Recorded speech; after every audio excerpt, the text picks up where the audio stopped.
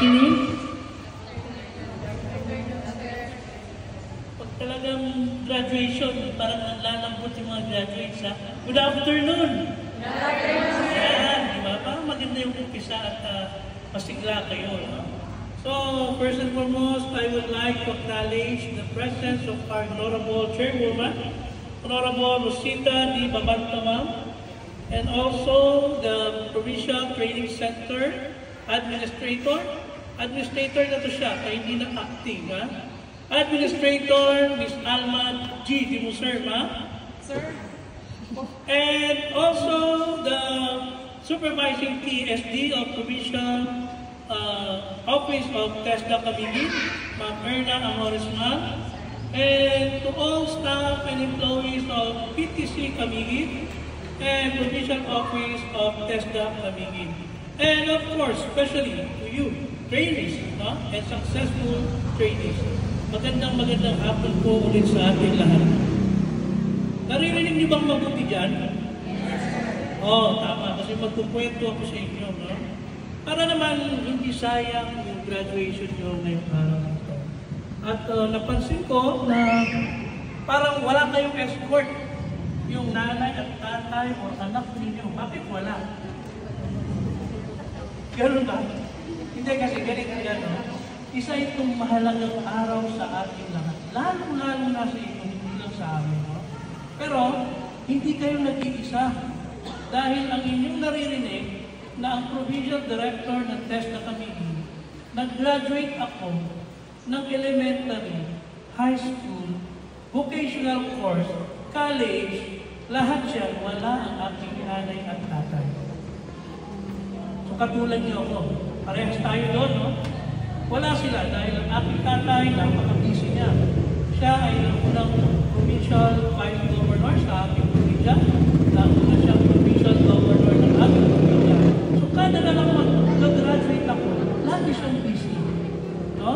Hindi kami nagtatagpo ng oras.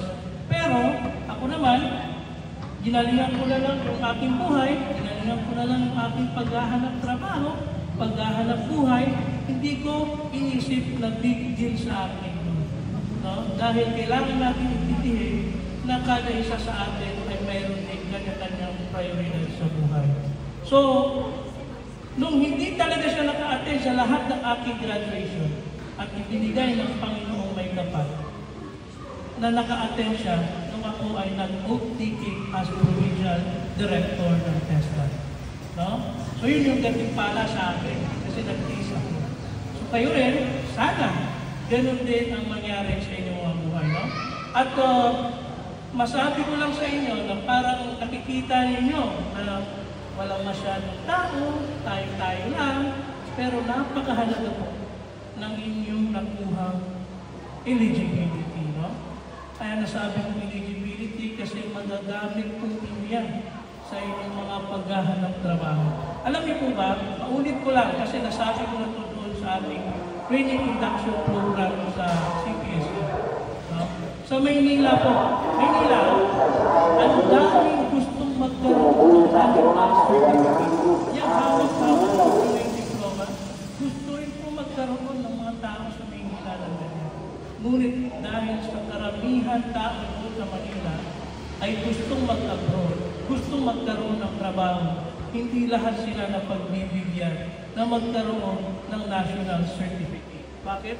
Sa sobrang dami ng gustong magkaroon niya, hindi lahat na nabibigyan ng pagkakataon magkaroon ng national certificate. Ngunit lahat naman sila mabibigyan, ngunit talagang pipila po kayo para lang makakuha dyan. At kayo ay napakaswerte ninyo, nakuha niyo yan ngayong araw na ito, natapos niyo yan at natuto pa kayo sa mga gusto ninyo skills na mangyari sa inyong buhay. No? At gusto ko lamang po ipaalala sa inyo na ang pagiging graduate po ng TESDA ay hindi lang basta-basta lang. No? Pag po nagpunta kayo sa abroad, hahanapan po kayo ng NC, National Certificate. No? Kung minsan may mga employers doon hindi naghahanap, pero halos lahat ng employers doon, alam niyo ba maraming nag-abroad, maraming pumunta doon ng mga license na talaga sila dito sa Pilipinas. pasado sila ng board exam. Pagdating nila doon, may kaibigan pa nga ako na nagchat-chat sa akin at nagsasabi kung pwede ko raw siya mabigyan ng national certificate.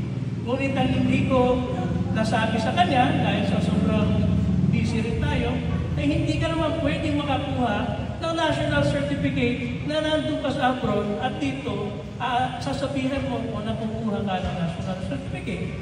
Dadaan siya sa kung ano yung pinagdaanan ninyo ngayon. Kung ano yung hirap, ginhawa, sarap na dinaanan ninyo. Nasasabi kong sarap kasi for sure kinakain ninyo yung mga natatapos ninyo. Tama ba? Very good. Akala ko, hindi nyo kinakain ha? Sayang na. Yes. Yun ba?